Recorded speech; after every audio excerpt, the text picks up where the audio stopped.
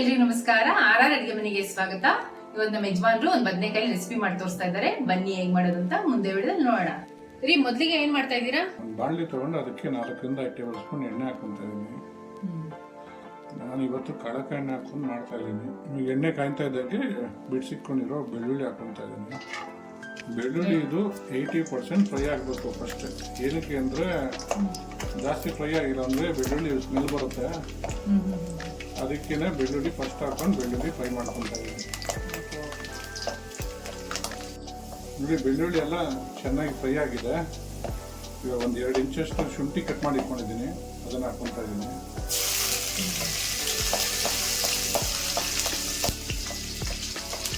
ಶುಂಠಿ ಎಷ್ಟು percent fry ಆಗಬೇಕು? ಶುಂಠಿನೂ ಚೆನ್ನಾಗಿ ಫ್ರೈ ಆಗಬೇಕು. ಎಣ್ಣೆ ಜೊತೆ ಎಣ್ಣೆಯಲ್ಲಿ ಚೆನ್ನಾಗಿ ಫ್ರೈ ಆಗಬೇಕು ಶುಂಠಿನೂ. ಅವಾಗೇನೆ ತುಂಬ ಚೆನ್ನಾಗಿರುತ್ತೆ ಟೇಸ್ಟ್. ಇದೊಂಥರ ನಿಮಗೆ ದೋಸೆ, ಪೂರಿ, ಚಪಾತಿ ಅದಕ್ಕೆಲ್ಲ ಹೊಸ ಫ್ರೆಂಡ್ ಇದು ಈ ಚಟ್ನಿ. ಇದು ಶುಂಠಿನೂ ಫ್ರೈ ಆಗಿದೆ. ಒಂದು 3ರಿಂದ 4 ಹಸಿಮೆಣಸಿನ್ಕಾಯಿ ಕಟ್ ಮಾಡಿ ಇಟ್ಕೊಂಡಿದ್ದೀನಿ, ಅದನ್ನು ಹಾಕ್ಕೊತಾ ಇದ್ದೀನಿ. ಸೊ ಇದನ್ನು ಒಂಚೂರು ಫ್ರೈ ಮಾಡ್ಕೊಳ್ಳೋಣ. ಹಸಿಮೆಣಸಿನ್ಕಾಯನ್ನು ಫ್ರೈ ಮಾಡ್ಕೋಬೇಕು.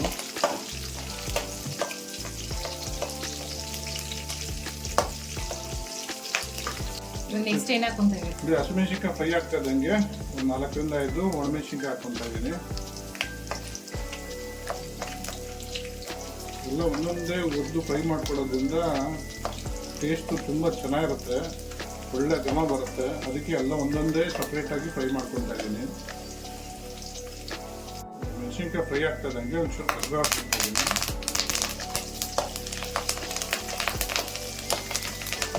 ಇವಾಗ ಒಂದು ಇಡೀ ಕೊತ್ತಂಬರಿ ಹಾಕ್ಕೊತಾ ಇದ್ದೀನಿ.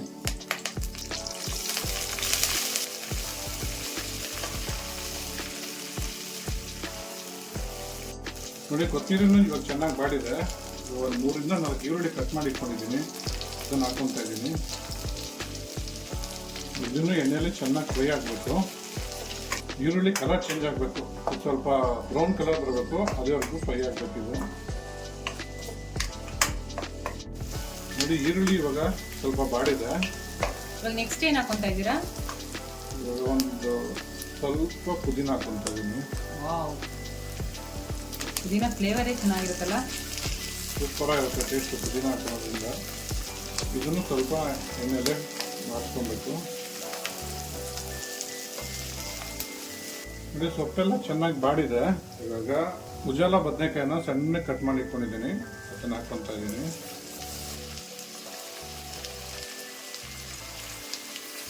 ಬದನೆಕಾಯಿ ಎಷ್ಟು ಫ್ರೈ ಆಗಬೇಕು? ಬದನೆಕಾಯಿ ಬೇಯಬೇಕು, ಅಲ್ಲಿವರೆಗೂ ಫ್ರೈ ಆಗಬೇಕು. ಬದನೆಕಾಯಿನ ಈ ಒಗ್ಗರಣೆ ಜೊತೆಲೆ ಚೆನ್ನಾಗಿ ಬಾಡಿಸ್ಕೋಬೇಕು. ಅದು ಬೇಯಬೇಕು, ಒಗ್ಗರಣೆಯಲ್ಲಿ ಚೆನ್ನಾಗಿ ಬೇಯಬೇಕು. ಅಂದರೆ ಫುಲ್ ಸಾಫ್ಟ್ ಆಗಿಬಿಡ್ಬೇಕಾ? ಹೌದು, ಫುಲ್ ಸಾಫ್ಟ್ ಆಗಬೇಕು. ಅದುವರೆಗೂ ಚೆನ್ನಾಗಿ ಇದನ್ನು ಫ್ರೈ ಮಾಡ್ಕೋಬೇಕು ಒಗ್ಗರಣೆಯಲ್ಲಿ. ಇವಾಗ ಇದನ್ನು ಮುಚ್ಚಿಟ್ಬಿಟ್ಟು ಒಂದು 2ರಿಂದ 3 ನಿಮಿಷ ಬೇಗ ಬಿಟ್ಬಿಡೋಣ.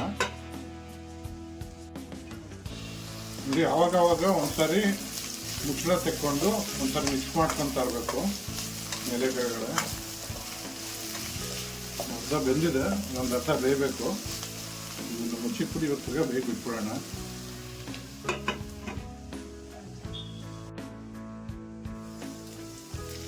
ನೋಡಿ, ಇವಾಗ ಚೆನ್ನಾಗಿ ಬೆಂದಿದೆ. ಇಷ್ಟು ಬೆಂದರೆ ಸಾಕು. ಇವಾಗ ಇದಕ್ಕೆ 1 ಸ್ಪೂನು ಹಾಕ್ಕೊತಾ ಇದ್ದೀನಿ. ಒಂದು 2 ಟೊಮೊಟೊ ಕಟ್ ಮಾಡಿ ಇಟ್ಕೊಂಡಿದ್ದೀನಿ, ಅದನ್ನು ಹಾಕ್ಕೊತಾ ಇದ್ದೀನಿ.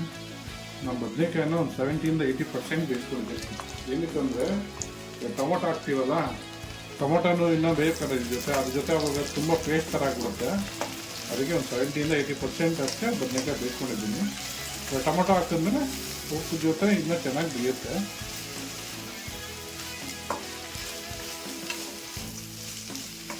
ಟೊಮೆಟೊನ ಮೆತ್ತಗಾಗಬೇಕಾ? ಹೌದು, ಟೊಮೊಟೊನ ಮೆತ್ತಗೆ ಹಾಕಬೇಕು. ಟೊಮೊಟೊ ಜೊತೆ ಒಂದು ನಿಂಬೆಹಣ್ಣು ಗಾತ್ರ ಹುಣಸೆಹಣ್ಣ ನೆನೆಸಿ ಕಿವುಚಿ ಇಟ್ಕೊಂಡಿದ್ದೀನಿ, ಅದನ್ನು ಹಾಕ್ಕೊತಾ ಇದ್ದೀನಿ. ಟೊಮೊಟೊ ಹುಳಿ ಸಾಲಲ್ಲ, ಅದಕ್ಕೆ ಹುಣಸೆಹಣ್ಣು ಸ್ವಲ್ಪ ಹಾಕ್ಕೊತಾ ಇದ್ದೀನಿ.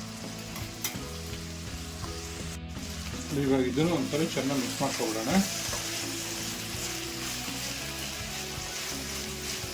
ಸ್ಮೆಲ್ ಅಂತೂ ಘಮ ಘಮ ಅಂತ ಇದೆ.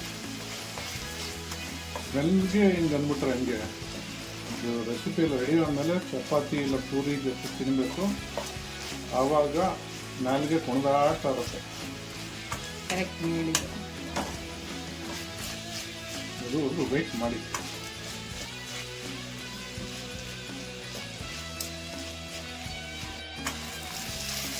ನೋಡಿ ಟೊಮೊಟೊ ಸ್ವಲ್ಪ ಸಾಫ್ಟ್ ಆಗಿದೆ.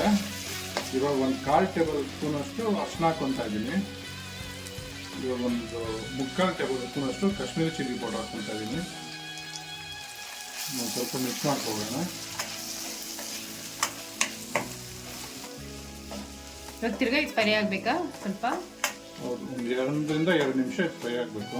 ಯಾಕಂದರೆ ಕಾಶ್ಮೀರಿ ಚಿಲ್ಲಿ ಪೌಡ್ರು ಅರಿಶಿನಲ್ಲಿ ಹಾಕಿರೋದ್ರಿಂದ ಬೇಗ ತೆಗೆದ್ಬಿಟ್ರೆ ಅದೇ ಸ್ಮೆಲ್ ಹೋಗಲ್ಲ. ಆಮೇಲೆ ಅರಿಶಿನ ವಾಸನೆ, ಚಿಲ್ಲಿ ಪೌಡರ್ ವಾಸನೆ ಬರ್ತಾ ಇರುತ್ತೆ. ಅದಕ್ಕೆ ಒಂದು ಚೂರು ಫ್ರೈ ಆಗಬೇಕು. 1 2 ನಿಮಿಷ ಫ್ರೈ ಮಾಡ್ಕೊಬೇಕು. ನೋಡಿ ಇವಾಗೆಲ್ಲ ಚೆನ್ನಾಗಿ ಬೆಂದಿದೆ. ಇವಾಗ ಸ್ಟವ್ ಆಫ್ ಮಾಡ್ಕೊಬೋಣ. ಇಲ್ಲಿ ಹುರ್ಕೊಂಡಿರೋದೆಲ್ಲ ಸ್ವಲ್ಪ ಬೆಚ್ಚಗಾಗಿದೆ. ಒಂದು ಮಿಕ್ಸಿ ಜಾರ್ ತೊಗೊಂಡು ಅದಕ್ಕೆ ಹಾಕೊಂಬಿಡೋಣ. ನೋಡಿ ಇದು ರುಬ್ಕೊಬೇಕಾದ್ರೆ ಪಲ್ಸ್ ಮೋಡಲ್ಲಿ 2 ರಿಂದ 3 ಸುತ್ತು ರುಬ್ಕೋಬೇಕು. ಇದು ತುಂಬ ನುಣ್ಣಗಾಗಬಾರ್ದು. ನಾನು ರುಬ್ಕೊಂಡು ತೋರಿಸ್ತೀನಿ ನಿಮಗೆ ಹೆಂಗೆ ಅಂತ. ನೋಡಿ ಈ ಥರ ರುಬ್ಕೊಬೇಕು. ತುಂಬ ನೈಸ್ ಮಾಡ್ಕೊಳಕ್ಕೆ ಹೋಗ್ಬಾರ್ದು. ನೀವು ಚಪಾತಿಗೋ ದೋಸೆಗೋ ಹಿಂಗೆ ಎತ್ಕೊಂಡ್ರೆ ಅದ್ರ ಜೊತೆಲಿ ಇದು ಬರಬೇಕು. ಆ ಥರ ರುಬ್ಕೋಬೇಕು ಇದನ್ನು. ಇವಾಗ ಇದಕ್ಕೊಂದು ಒಗ್ಗರಣೆ ಹಾಕೋಣ. ಒಗ್ಗರಣೆಗೆ ಒಂದು ಸ್ವಲ್ಪ 10 ಗ್ರಾಮ್ ಅಷ್ಟು ಎಣ್ಣೆ ಹಾಕೊತಾ ಇದ್ದೀನಿ. ಇವಾಗ ಎಣ್ಣೆ ಕಾದಿದೆ. ಸ್ವಲ್ಪ ಸಾಸಿವೆ ಹಾಕೊತಾ ಇದ್ದೀನಿ, ಸ್ವಲ್ಪ ಉದ್ದಿನಬೇಳೆ, ಒಂದು ಸ್ವಲ್ಪ ಕರಿಬೇವು. ಇವಾಗ ಸ್ಟವ್ ಆಫ್ ಮಾಡ್ಕೊಬಿಡೋಣ. ಇವಾಗ ಒಗ್ಗರಣೆನ ಚಟ್ನಿ ಹಾಕೊತಾ ಇದ್ದೀನಿ.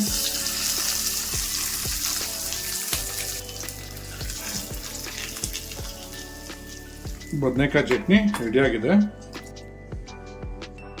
ಬದನೆಕಾಯಿ ಚಟ್ನಿ ರೆಡಿಯಾಗಿದೆ. ಟೇಸ್ಟ್ ಮಾಡೋಣ ಬನ್ನಿ.